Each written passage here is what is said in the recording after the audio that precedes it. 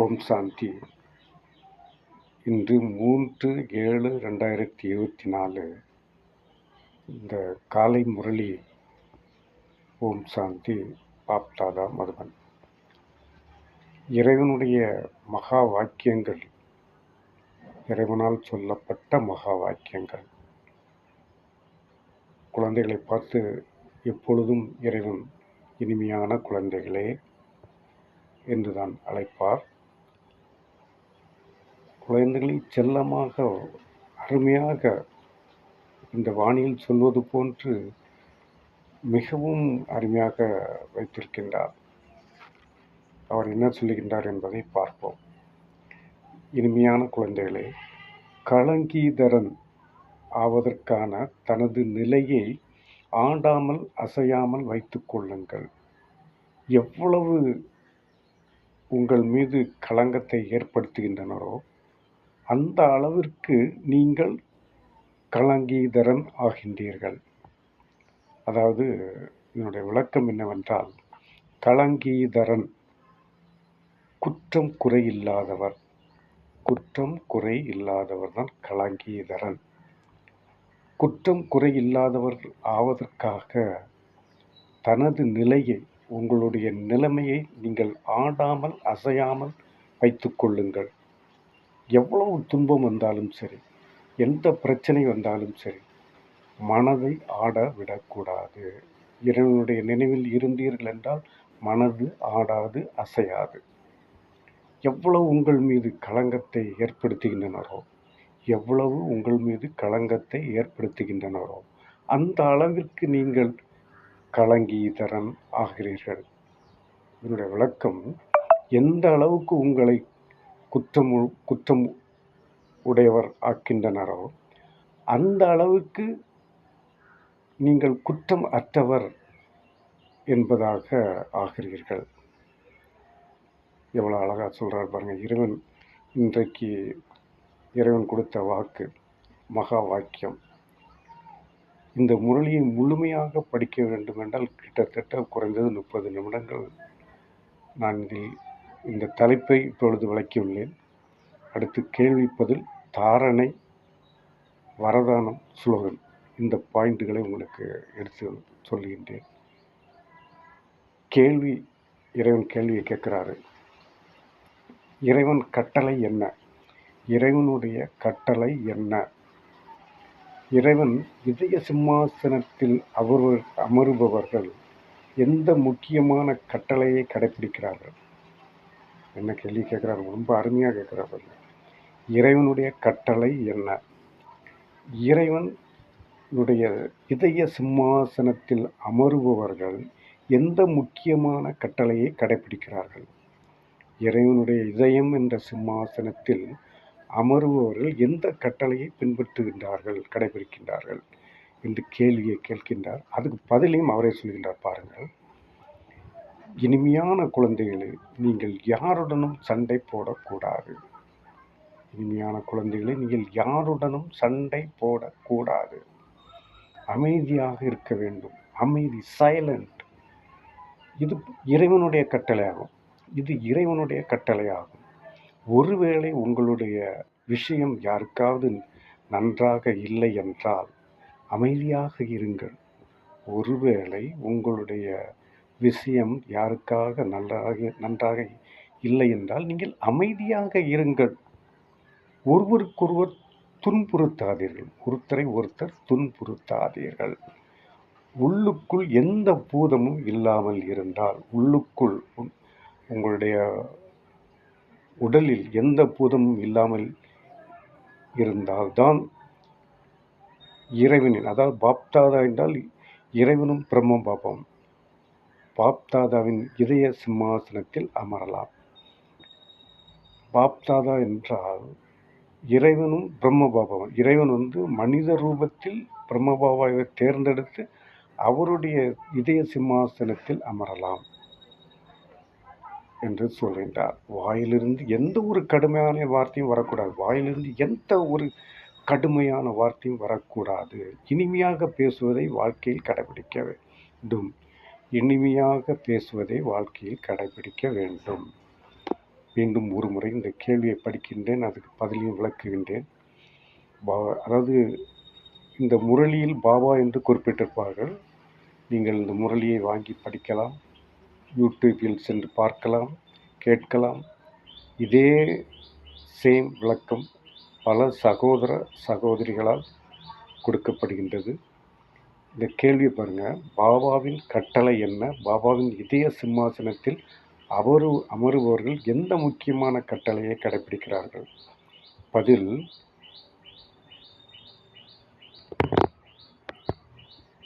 இனிமையான குழந்தைகளே, நீங்கள் யாருடனும் சண்டை போடக்கூடாது.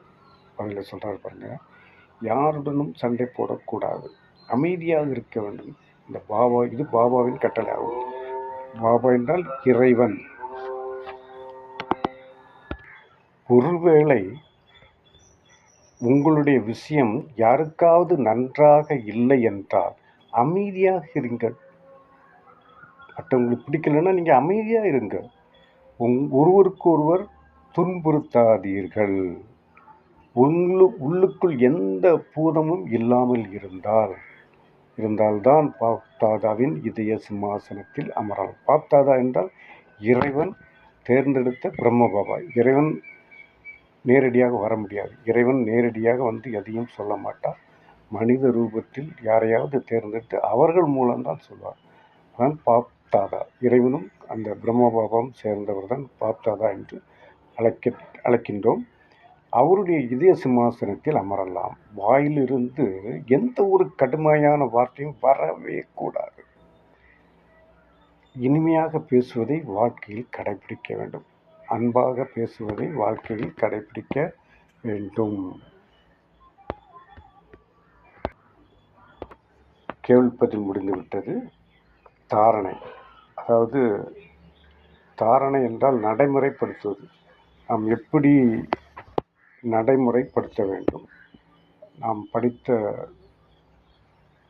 படித்தவைகளை எப்படி நடைமுறைப்படுத்துவது, அதை சொல்கின்றார். யாராவது அசாந்தியை பரப்புகிறார்கள் அல்லது துன்புறுத்துகிறார்கள் என்றால் நீங்கள் சாந்தமாக இருக்க வேண்டும். யாராவது அசாந்தியை பரப்புகிறார்கள் என்றால் நீங்கள் சாந்தமாக இருக்க வேண்டும். சாந்தி அமைதி, அசாந்தி துன்புறுத்தல். யாராவது உங்களை துன்புறுத்துகிறார்கள் அல்லது இடையூறுகள் பண்ணுகிறார்கள் என்றால் நீங்கள் சாந்தமாக அமைதியாக இருக்க வேண்டும்.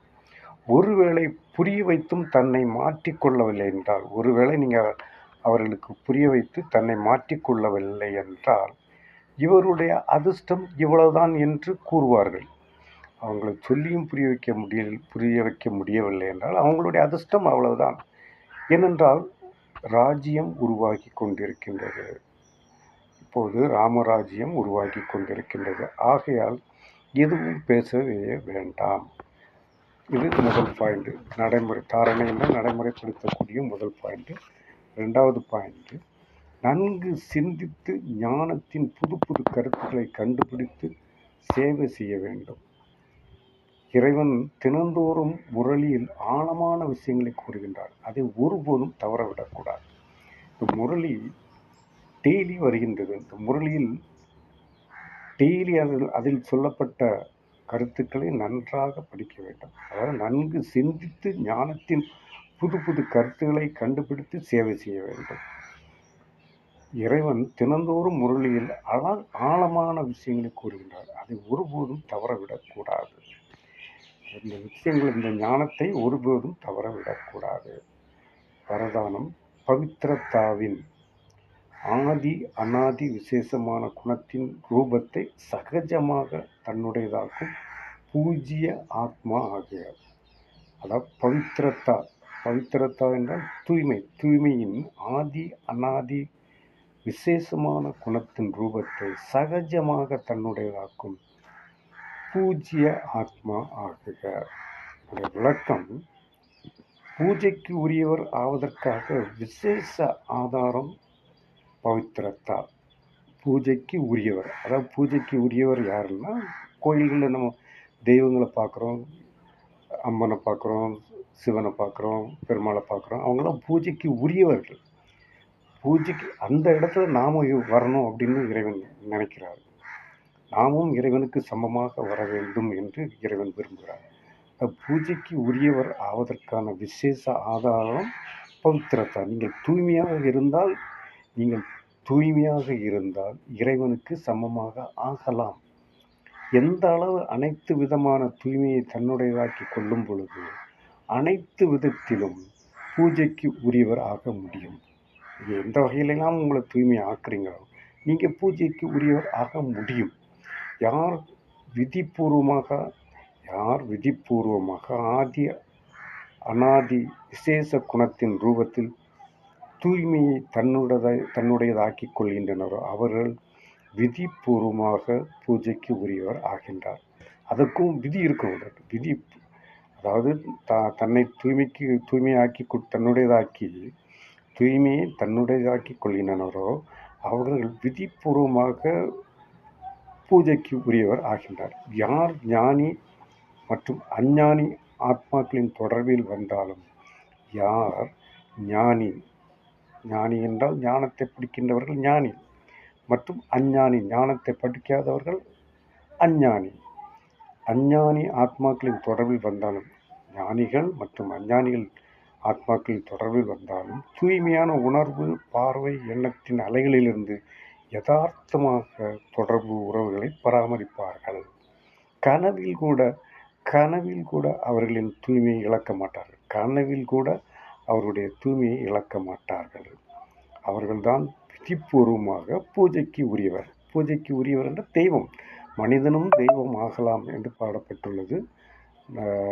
அது இந்த இடத்தில் அதைத்தான் சொல்கின்றார்கள். அதாவது அவர்கள்தான் விதிப்பூர்வமாக பூஜைக்கு உரியவர்கள், தெய்வமாக ஆவார்கள். இந்த வரதானத்தின் விளக்கம். அடுத்து கடைசி பாயிண்ட் ஸ்லோகம். வியக்தத்தில் இருந்து அவ்யக்த பரிஸ்தா ஆகி சேவை செய்யுங்கள். வியக்தம் என்றால் உடல். வியக்தத்தில் இருந்து அவ்யக்த பரிஸ்தா உடலற்ற, பரிஸ்தா என்றால் ஒளி ரூபம் ஆகி சேவை செய்யுங்கள். இந்த மாதிரி விளக்கங்கள் எந்த இதுலேயும் கொடுக்க மாட்டாங்க, கொடுக்க தெரியாது. அதாவது ஸ்லோகன் வியக்தத்திலிருந்து அவ்யக்த பரிஸ்தா. வியக்தம் என்றால் உடல், அவ்யக்தம் என்றால் உடலற்ற, அதாவது உடல் தோற்றத்திலிருந்து உடலற்ற பரிஸ்தா ஆகி சேவை செய்யுங்கள். அப்பொழுது விஸ்வ நன்மைக்காக காரியம் தீவிரமான முறையில் நிறைவாகும். அது சம்பந்தமாகும் என்றாலும் ஒன்றுதான், நிறைவாகும் என்றாலும் ஒன்றுதான். திருப்பி ஒரு முறை படிக்கின்றேன். வியக்தத்திலிருந்து அவ்யக்த பரிஸ்தா ஆகி சேவை செய்யுங்கள். அப்பொழுது விஸ்வ நன்மைக்கான காரியம் தீவிரமான முறையில் நிறைவாகும். விஸ்வ நன்மைக்காக, விஸ்வம் என்றால் உலகம், உலக நன்மைக்காக காரியம் தீவிரமான முறையில் சம்பந்தம் ஆகும் என்றால் தீவிரம், நிறைவாகும். இவ்வளவு அழகாக குறுகிய ஷார்ட்டாக சொல்லியிருக்கின்றேன். இந்த முரளியை முழுமையாக படிக்க வேண்டும் என்றால் குறைந்தது 25 முதல் 30 நிமிடங்கள் ஆகும். அருமையான வார்த்தைகள். இதை நாம் பின்பற்ற வேண்டும். இந்த முரளி இறைவனால் சொல்லப்பட்ட வார்த்தைகள், மகா வாக்கியங்கள். இந்த வாக்கியங்களை அப்படியே பின்பற்றி நம்மளுடைய வாழ்க்கையில் பயன்படுத்தி மற்றவர்களுக்கும் சொல்ல வேண்டும் என்ற முறையில் இந்த பதிவை வெளியிடுகின்றேன். ஆத்மா பரமாத்மா. நம்முடைய எண்ணம் எப்பொழுதும் நாம் ஒரு ஆத்மா, பரமாத்மா என்றால் இறைவன். அதாவது ஆத்மா அபிமானியாக வேண்டும். ஆத்மா என்ற உணர்வில் எப்பொழுதும் ஆத்மா என்ற எண்ணத்தில் இருந்தால் நாம் என்ன நினைக்கின்றோமோ அந்த காரியங்கள் நிறைவேறும். வாழ்க்கை எல்லோரும் நன்றாக வாழ வேண்டும், எல்லோரும் நிம்மதியாக வாழ வேண்டும். அந்த எண்ணம் இருந்தால் அனைவரும் சிறப்பாக இருப்பார்கள், உலகம் நன்றாக இருக்கும், எல்லோரும் மகிழ்ச்சியாக இருப்பார்கள். யாம் பெற்ற இன்பம் இவ்வையகம் பெறுக என்ற முறையில் நான் கற்று தெரிந்ததை உங்களுக்கு பகிர்ந்துள்ளேன்.